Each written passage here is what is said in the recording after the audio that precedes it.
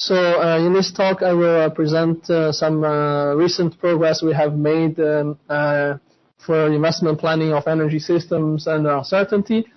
And throughout this talk, I will refer to some previous work I have done with my collaborators. So that's why I listed all the collaborators I have worked with. So Stefan Becker, which is the host for today, is my academic brother. And also during my PhD task, Thomas Gadd is my main supervisor, and Brage Knudsen and Professor Grossman are my co-supervisors.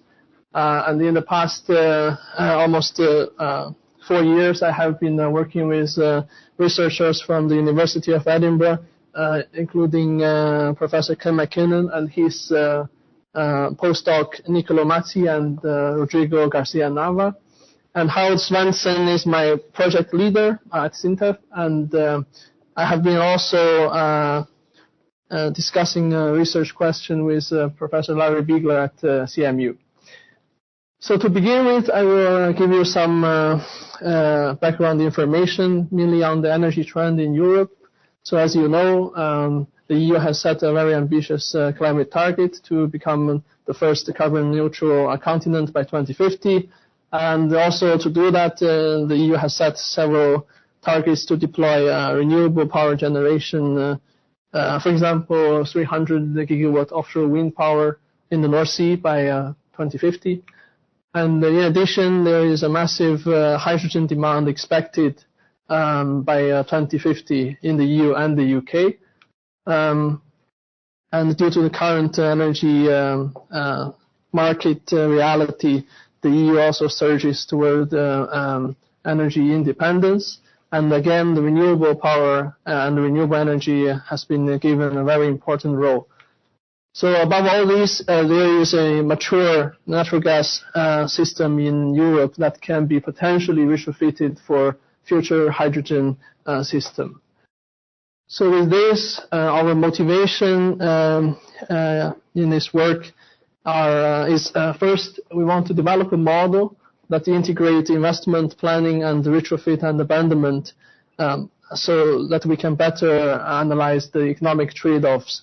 Because traditionally, investment, retrofit, and abandonment, they are planned using separate models. And secondly, we want to use a suitable modeling technique to include uncertainty from operational time horizon and investment planning time horizon, which is very important once you have higher penetration of this intermittent renewable power. And lastly, we want to explore the special structure of our model and then propose some decomposition methods to solve it efficiently. And well, I will explain this plot in the case study section in more detail. But for now, I want to talk about the modeling technique we have chosen that we believe is capable to include uncertainty from both operational and strategic time horizons efficiently, which is called multi-horizon stochastic programming. So what it does is, what is different from multi-horizon stochastic programming compared with traditional multi-stage stochastic programming is that you break the links. This pointer is very bad. You break the links between the last operational period and the next strategic decision node, and then your scenario tree is reduced to a tree like this. So the plot on the right shows you, give you an example of a multi-horizon stochastic programming scenario tree. They have the exact amount of long-term uncertainty and short-term uncertainty, but you can see the problem size, the model size reduced significantly because the scenario tree on the left grows exponentially as you have more uncertain parameters. And in addition to the modeling technique, we need some new technology to enable the retrofit of the existing energy system, energy infrastructure, That's why we propose this offshore energy hub concept, which is kind of a platform that can take a renewable power and produce green hydrogen via electrolyzer, and then either store it in some form or produce power from hydrogen when the wind is not available. So now I would like to give you a brief problem description of the problem we are trying to solve. So it's an integrated investment, retrofit, and abandonment planning of energy systems under operational and strategic uncertainty. And on the strategic planning level, we consider power system capacity expansion, the retrofitting of existing natural gas pipelines for hydrogen transport, and retrofit existing offshore platforms for offshore energy hubs. And also we consider the abandonment or planning of platforms. And the model is there to determine the location, the capacities, the timing of the new technologies, and also when and whether and when to retrofit some existing energy infrastructure. And in the operational level, we consider the scheduling of generators, storage, the production plants, and also the energy flow among the regions. And the objective is to minimize the overall costs. So here is a plot illustration for the model we have proposed, which we call it the REORIENT model. As the name suggests, we're trying to reorient some existing things for some new purposes. And the novelties are, again, the uncertainty from both level and also the integrated planning. And the parts marked with red include the components that are new, because that are integrated in our model. So traditionally, this power system expansion, abandonment planning, or retrofit to offshore energy hubs, you can do it using separate models, but we propose to integrate them in a single planning model. So here are just some model assumptions for the sake of time. I think I will just skip this part. And now I would like to talk about the problem structure that we have been exploring. Then based on the structure, we propose some efficient algorithm. So by looking at the general formulation of multi-horizon stochastic programming, you will find this column-bounded block. It has this column-bounded block diagonal structure. And in addition to that, we consider the subproblems that differ in the right-hand side and cost coefficients. So basically, f of x here is your investment related part in your objective function. And this calligraphic x is the feasible region of x.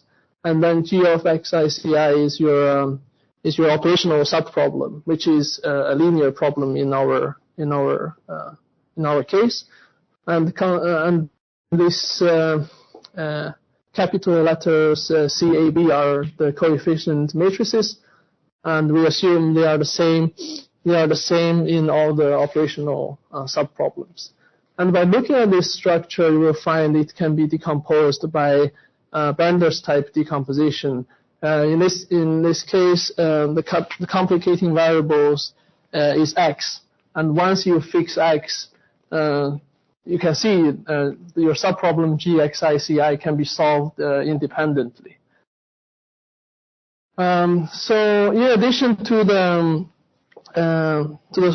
the structure of multi-horizon stochastic programming, we also explore the structure of your subproblem, which is the g of xici. We find that so it's a subtle function, which is convex with respect to x and concave with respect to your cost coefficient c. And in addition, we require the subproblem to be a decreasing function of x and an increasing function of c. So you will end up, so your objective function value of g xc will be something like this. This is just an illustration, but will give you an idea what's the shape of your subproblem. So by exploiting the problem structure of multi-horizon stochastic programming and also your subproblem in your Bender's type decomposition, we propose this. Well, not Niccolo. They propose this adaptive Bender's decomposition. So what it does basically is that. So for those of you who know Bender's decomposition, when you perform in Bender's iteration, you need to solve all the subproblems exactly and build the cuts to your and add the cuts to your objective to the reduced master problem. But if your subproblem has that structure that I showed you in the previous page here, you don't need to solve all the subproblems exactly, but you can still have valid upper and lower bound that approximate the objective function value of your subproblem. So as you can see here, you see some cuts we built is not exact. You have some gap here, because in standard Benders, once you solve the subproblem exactly, the cut will be like this, exact cutting plane. And this method has shown a significant improvement in computational time. So, but now I will quickly show you how these adaptive oracles work. So the main idea is we don't solve all the red squares exactly, but we solve one or some of them, and we share the information with the rest, and we build valid cuts. And to do that, we need lower bound oracle and an upper bound oracle. So they are counterparts to each other. So I will just show you how you constructed the lower bound oracle. So assume here that you already solved 3 points exactly, which are the red circles, red dots, and now we are at a new point, XR, CR. We don't want to solve it exactly, but we want to get a lower bound, valid lower bound to that point from the existing known points. To do that, we firstly build the tangents from the known points and project to that plane, which is XR. And then let's take that plane out and look at that plane. You will end up with something like this. Due to the structure of the subproblem, you can see the projected points are below your real objective function value, those blue squares. And then you take the convex combination, you will find the convex combination is always also below the objective function value. And then you use the non-decreasing property, you can extend your convex hull to the left. And then you need a special point, which is the star here, and you can extend your convex hull to the right. In this way, you construct a valid lower bound of your problem. And you don't solve XR and CR exactly. And these oracles are pretty cheap to call. Niccolo and the others, they apply this problem and solve a UK power system planning problem, which is a single region planning problem, and it shows a significant computational time improvement. But then when we apply it to solve multi-region power system planning problem, we find we need something more because of the oscillation of Bender's type decomposition. That is why we propose to stabilize this adaptive Bender's decomposition with a level set method. So here, what is new is that you need to coordinate level set stabilization with the inexact oracles. You don't have the exact information.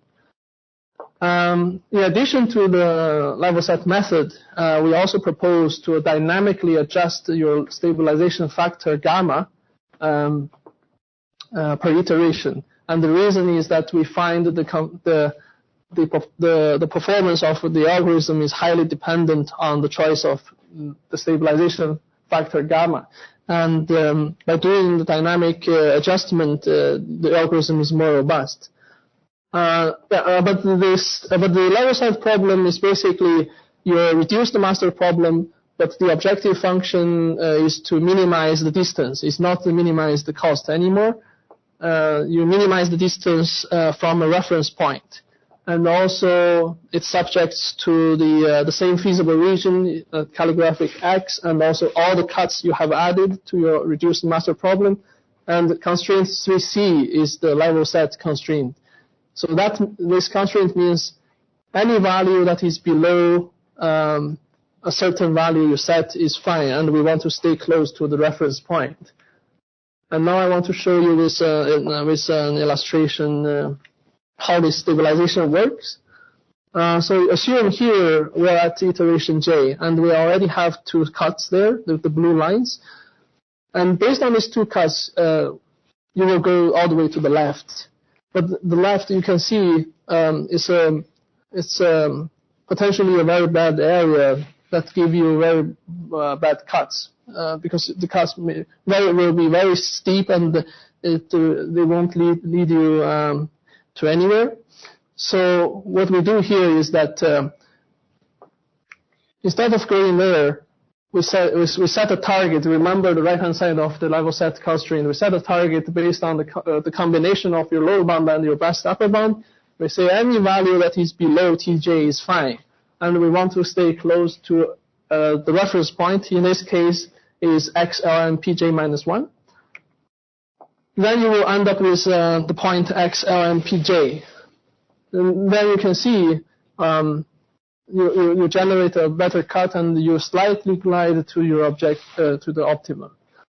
And then the next question is, in the model we want to solve, we also have binaries in the strategic planning level.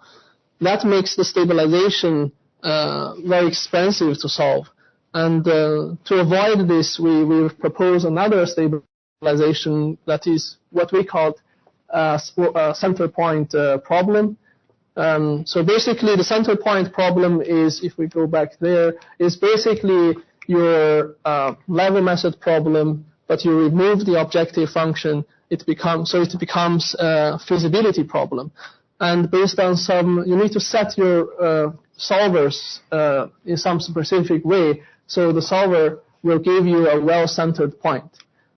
In this, so as you can see here, again the same illustration. If you go all the way to the left, the new upper bound is very bad. You don't update your upper bound, and you kind of go to a very bad area. But on the right, you go to this XCPJ, which is this well-centered point. You have a better cut, you have a better upper bound, and your lower bound also is higher than the one from the unstabilized version of Benders. I mean, due to the limit of time, I cannot go to in more detail about these methods.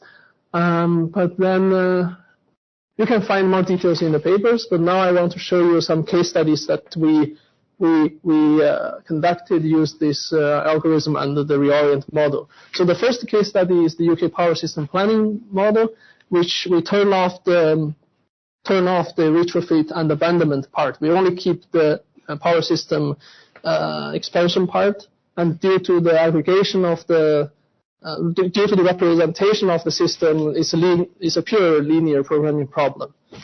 And we consider uncertainty from operational time horizon, including wind, solar, and load profiles, and also long-term uncertainty, including CO2 tax, CO2 budget, and the load. And we implemented this this case, this instance in Julia and run it on the computer cluster. Here I want to highlight, what I want to highlight is that you can see the problem size, even for a linear problem, is pretty big. It varies from several million variables to 1 billion variables, and from several million constraints to 4.5 billion constraints. And here we can only solve case 0 in this case, which is the deterministic case that we are not interested in. So you can see, if you want to do some stochastic programming, like with this problem size, you need some algorithm to solve the problems. So now we use we implement the algorithms, and we did some benchmark, and as you can see, the stabilized version of blenders, which is the last columns in the table, is up to more than 100 times faster than standard blenders for 1% convergence, and more than 45 times faster than standard blenders for a tighter convergence tolerance. And compared with adaptive blenders, our method is up to more than 2 times faster. But what I want to highlight here is that for a tighter tolerance, for 0.1 percentage convergence tolerance, the unstabilized version of blenders, of adaptive blenders, cannot reach that convergence tolerance. So it's very important to have a stabilization in this instance. And also here I want to point out, if you check case 3, if you use standard blenders, it takes around 5 days to find the solution. But if you use the stabilized adaptive blenders, it takes less than an hour. So that's a significant improvement in computational time. And also now I want to show you the results of the dynamic level set management, if you remember. What I want to point out here is, if you check the average time of using fixed, so we firstly tested a lot of gammas, a lot of stabilization factors, and we take the average time, and it's 84,000 seconds on average to solve case 0 to case 3 using different stabilization factor. But if you use the dynamic level set management, on average, it takes 2,400 seconds. So you can see it's very important, this dynamic level set management, to make your algorithm more robust. But we also have to admit that it's very hard to give general guidance on the choice of parameters. So there are still a lot of things we can understand. We should understand more. And the second case study is this European energy system planning problem, which we consider the entire Europe and aggregated them in some way, and we consider building new cables, new hydrogen pipelines, or retrofit existing natural gas pipelines for hydrogen transportation, and we consider the offshore energy hubs in this case study. And we consider short-term uncertainty, including all the time series parameters, and this time we consider the long-term uncertainty. We consider is the oil and gas prices, because we believe that the oil and gas prices, the retrofitting decisions are very sensitive to the oil and gas prices. So we implement the model, and so firstly, I still want to show you some computational results. As you can see here, the problem size is still relatively big, and this time we have binaries, which makes the problem very hard to solve. And another thing that makes this problem much harder to solve is the degeneracy. You have a lot of, you can see there, you have 27 regions, and they are connected with many lines, and this leads to a very high degree of degeneracy, and make the solver make the problem very hard to solve. One thing I want to point out here is that if you check the time you spend on solving the stabilization problem, you can see if you use the level set method it takes quite a large proportion of your total time. But if you use the center point strategy, you can see it takes much less time of your total time. And in addition, another point I want to make here is that the level set method problem, level set stabilized algorithm couldn't solve case 3 to the tolerance we want.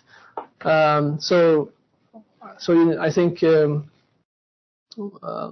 if you have binaries in your problem, probably this center point stabilization strategy is better. And then I want to show you some energy system related results. So firstly is the sensitivity analysis on the retrofitting cost of your pipeline. So in the literature, the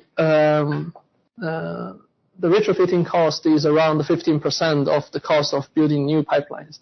So we conduct sensitivity analysis around this cost, and we consider 2 cases.